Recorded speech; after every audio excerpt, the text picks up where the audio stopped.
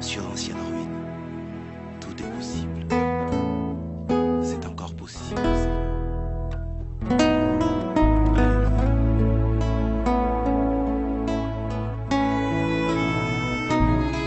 Jean 4, 23. Mais l'heure vient, il est déjà venu, où les vrais adorateurs, c'est ça notre problème, les vrais adorateurs adoreront le Père en esprit et en vérité.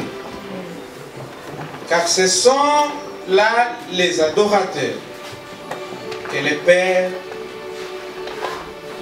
demande.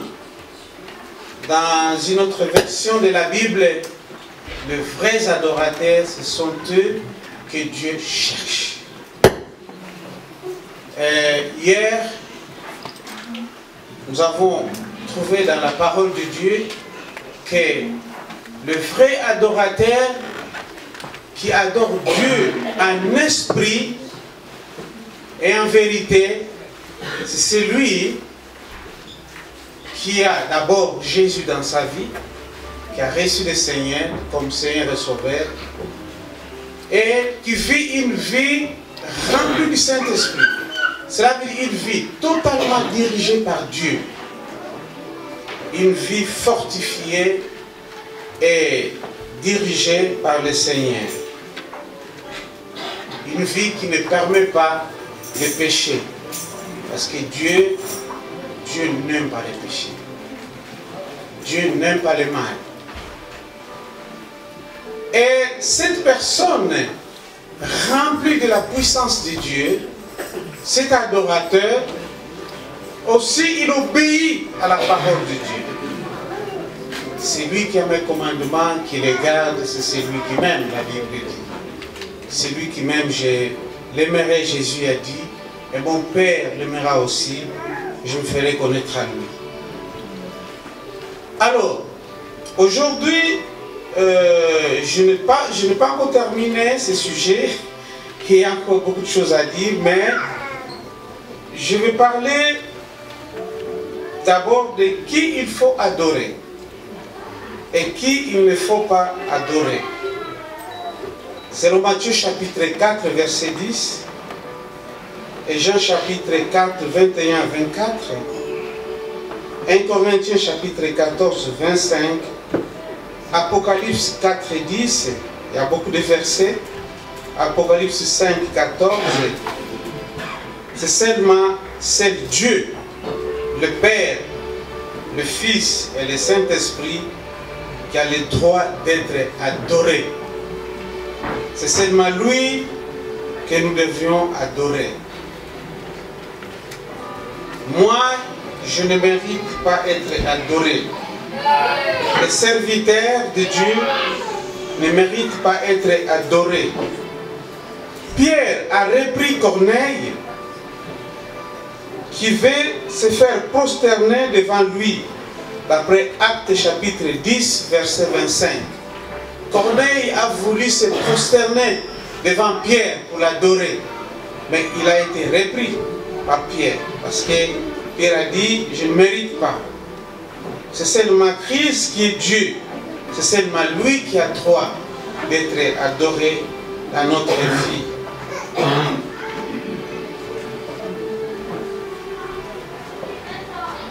Alors, Dieu défend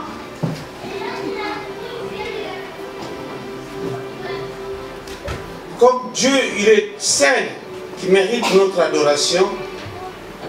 C'est seulement lui que nous devrions adorer dans notre vie, en esprit et en vérité.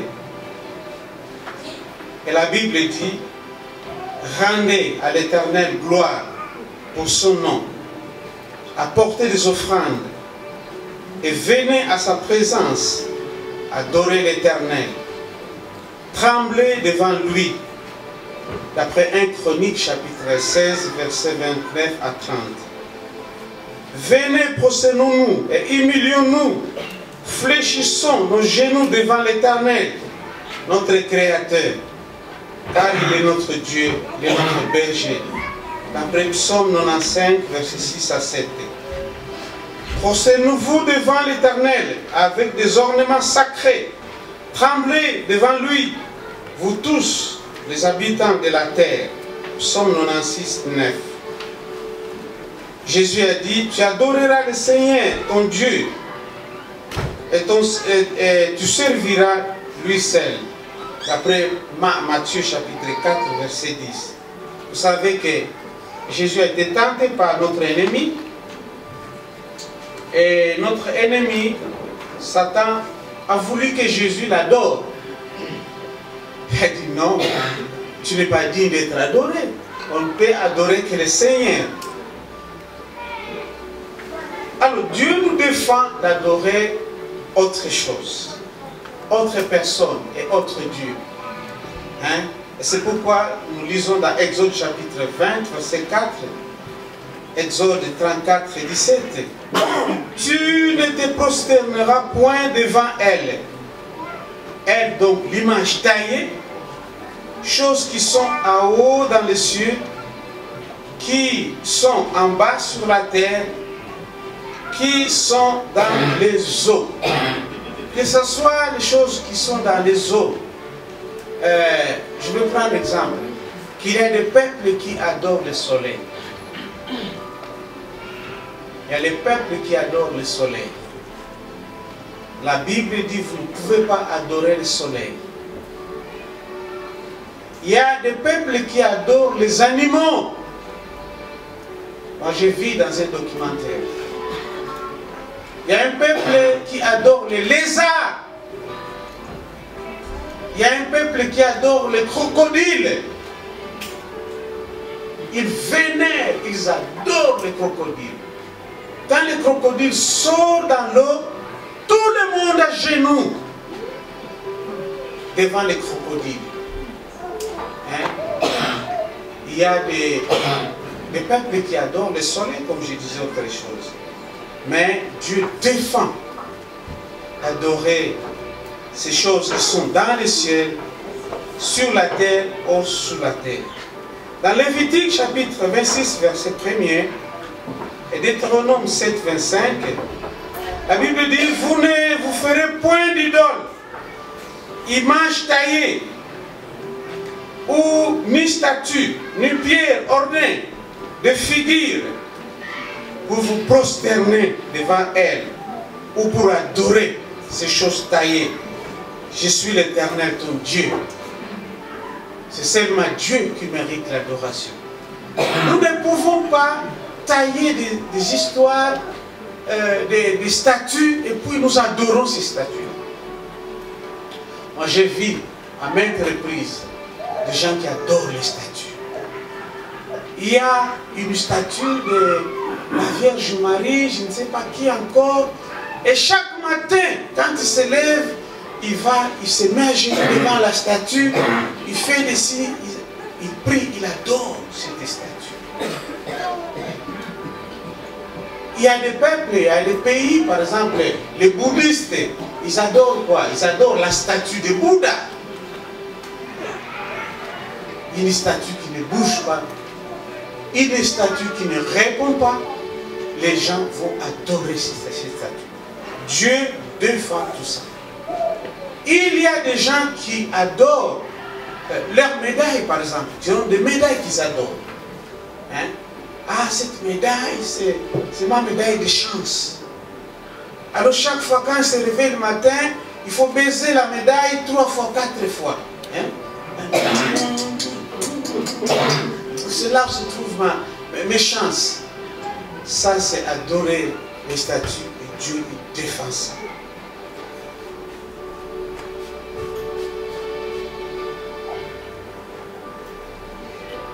Dans Deutéronome chapitre 11, verset 16, et Psaume 81, 9 à 10, gardez de séduire votre cœur, de vous détourner et de servir d'autres dieux, et de vous prosterner devant eux. Gardez-vous à ne pas servir d'autres dieux, à ne pas vous prosterner devant d'autres dieux. Donc adorer d'autres dieux. C'est seulement Dieu le Père, le Fils et le Saint-Esprit qui méritent notre adoration en esprit et en vérité. D'après Ésaïe 42, 8, je suis l'Éternel, c'est là mon nom. Et je ne donnerai pas ma gloire à une autre personne, ni mon honneur aux idoles. Dieu dit qu'il ne donnera pas sa gloire aux autres. Alors, quand vous adorez ces idoles, quand vous adorez d'autres dieux, vous offensez Dieu directement. Et vous mettez Dieu en colère contre vous. Et avec ça, il y a des malédictions dans votre vie. Parce que tu adores les idoles. Dieu défend cette adoration. C'est celle qui mérite notre adoration. Et Dieu veut qu'on puisse l'adorer en esprit et en vérité. Non les idoles, non autres dieux, non à autre personne. Comme j'avais dit hier, c'est triste, un jour je suis allé prier dans une église. Dans cette église, on me dit, ah mais il faut retirer les souliers. J'ai dit, mais moi, retirer les souliers, pourquoi? Ah mais oui, parce qu'il y a devant les papas, je ne sais pas qui, les chefs de l'église. J'ai dit non. Ou bien j'entre avec mes souliers, je loue l'Éternel, ou je n'entre pas, je rentre chez moi. Je ne peux adorer une personne. Moi-même, je n'aime pas être adoré. J'aime être respecté, ça c'est vrai. Respect, c'est autre chose. Honorer, c'est autre chose. Mais adorer, non. Je ne mérite pas. Je ne mérite pas. Et je n'aime pas aussi qu'on me félicite beaucoup. Hein? Je n'aime pas qu'on me félicite beaucoup et cette félicitation a tendance à... C'est pas l'adoration, mais a tendance à l'adoration. Ah frère Mente, ah frère Mente, ah frère... Non, non, non, je n'aime pas. Sincèrement, ma femme sait, je n'aime pas. D'ailleurs, je n'aime pas me voir moi-même. Parce que je ne mérite pas. C'est seulement Dieu qui mérite l'adoration. En esprit et en vérité. Que le Seigneur nous bénisse avec, pas encore la conclusion, mais nous arrivons vers la conclusion. Amen. Amen. Aujourd'hui, c'est la journée pour louer notre Dieu, parce qu'il mérite la louange, l'adoration. Alors, on a décidé que le message sera court et beaucoup de musique. Alors maintenant, nous entrons dans ce moment où nous allons louer l'Éternel. Vous restez encore assis, parce que nous allons chanter des chansons de méditation. Moi, je les appelle des chansons de méditation. Et après, il y aura un moment où je vais vous demander de se mettre debout, que nous tous nous puissions vraiment louer et chanter la gloire de notre Seigneur. Dans la musique que je fais, il y a toujours deux parties. Il y a la partie où je chante des chansons de méditation. On est assis, soyez ouverts, soyez connectés. Si Dieu te convainc de pleurer, pleurez. Il n'y a pas de problème, nous sommes devant le Seigneur. Après, il y a un moment où, au lieu de contempler, d'écouter seulement les pasteurs Mente, ensemble maintenant, nous nous mettons debout pour chanter, pour louer et glorifier ce Dieu. Amen.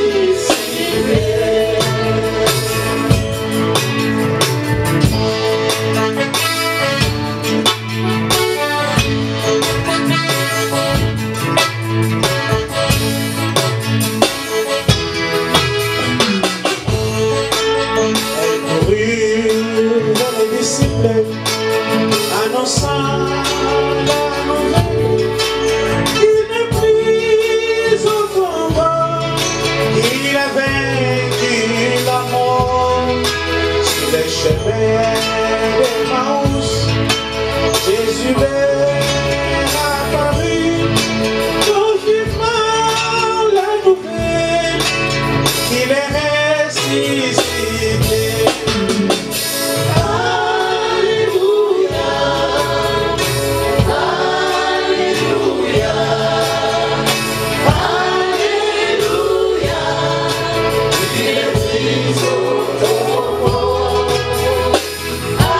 Alléluia, Alléluia, Alléluia, il est ressuscité. Alléluia, Alléluia, Alléluia, il est pris au tombeau. Alléluia, Alléluia, Alléluia, il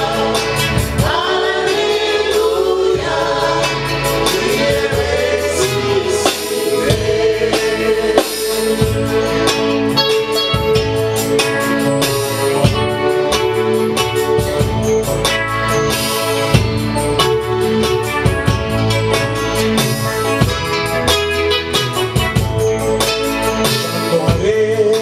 Alléluia, gloire à Jésus-Christ, l'ennemi est vaincu, la mort est vaincue. Adorons Jésus-Christ, le roi des rois, le Seigneur des seigneurs, dans tout l'univers. Alléluia, Alléluia, Alléluia, il est mis au tombeau. Alléluia, Alléluia, Alléluia, il est ressuscité. Alléluia, Alléluia,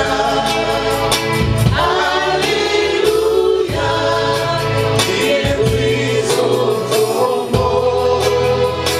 Alléluia, Alléluia,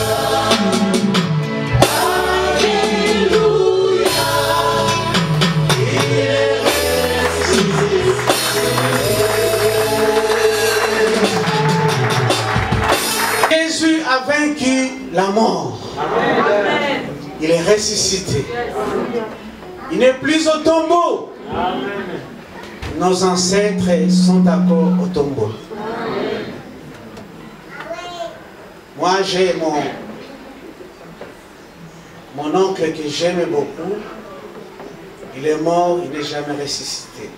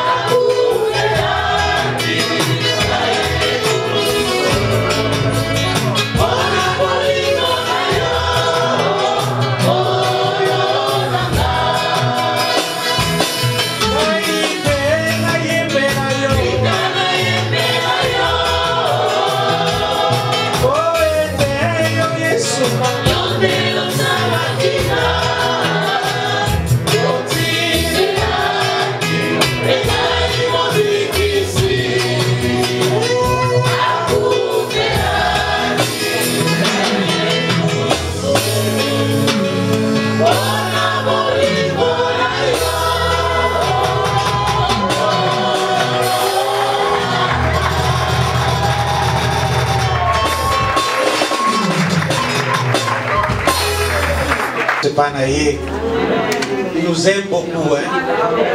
D'un amour infini. L'amour de Dieu est inconditionnel. Il n'y a pas de conditions. Il n'y a pas de conditions.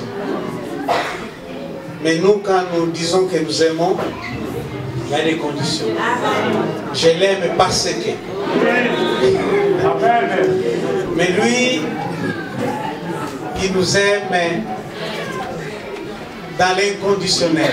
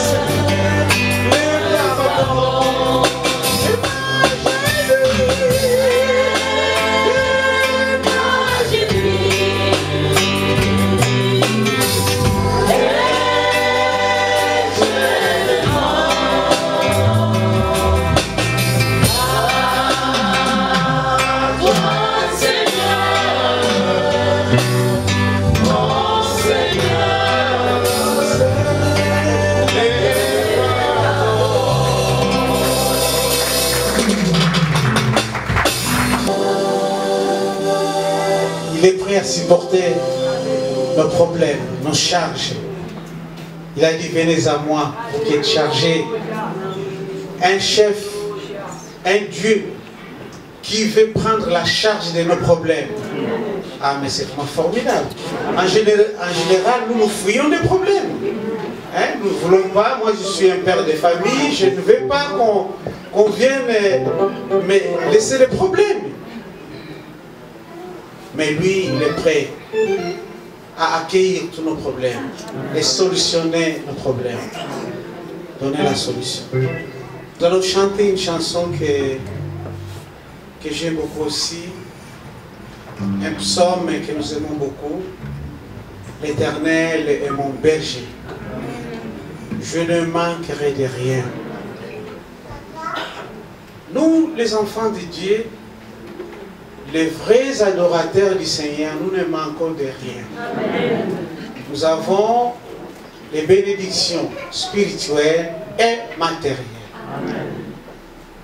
Les gens du monde, ceux qui n'ont pas encore donné leur vie à Jésus, n'ont que les bénédictions matérielles. C'est ça la différence. Ils n'ont que la part matérielle. La bénédiction matérielle. Parce que Dieu, c'est lui qui donne tout. C'est lui qui donne tout. C'est lui qui fait pleuvoir tout le monde. C'est lui qui donne le soleil à tout le monde. Sans le soleil, il n'y a rien. Il n'y a rien. Et tout ce que nous avons vient de Dieu. Mais, pour les gens du monde, ils peuvent avoir les bénédictions matérielles. Ils en ont. Et beaucoup d'ailleurs plus que nous. Mais il leur manque quelque chose. Ils ne peuvent pas dire, je ne manque de rien. Non. Il manque quelque chose dans leur vie. C'est les bénédictions spirituelles. Et moi, j'appelle des grandes bénédictions. Je fais la distinction entre les grandes bénédictions que nous avons en Jésus et les petites bénédictions qui sont les bénédictions matérielles. C'est pourquoi quand moi je chante à latine, je ne dis pas que nalingaka yo Yesu kopesanga mwasi kitoko, opesa ngai bana kitoko, opesa ngai mbongo, opesa... Non, non, non, non, non, non, non. Je chante les grandes bénédictions en Jésus. La vie éternelle. Jésus a dit, je suis allé vous préparer une place. La maison du Seigneur a beaucoup de maisons, il y a beaucoup de places. Chaque enfant de Dieu a sa maison dans la maison du Seigneur. Maintenant nous souffrons. Nous avons des épreuves, même nous les chrétiens. Moi je suis malade. J'en souffre. Mais dans la maison de mon Père, terminer les maladies, terminer les problèmes. Paul avait des problèmes de maladie aussi. Il a demandé à Dieu de lui guérir. Le Seigneur l'a dit, ma grâce te suffit. Et le Seigneur me dit aussi, ma grâce te suffit. Continue à me servir, ma grâce te suffit. Et je suis là. Aujourd'hui avec vous, pour servir ce Seigneur. Mais là, à la maison où Jésus est allé préparer pour nous, il n'y a pas de maladie. Il n'y a pas de pleurs. Il n'y a pas de problème. Vous voyez? C'est pourquoi nous disons que l'Éternel est mon berger. Je ne manque de rien.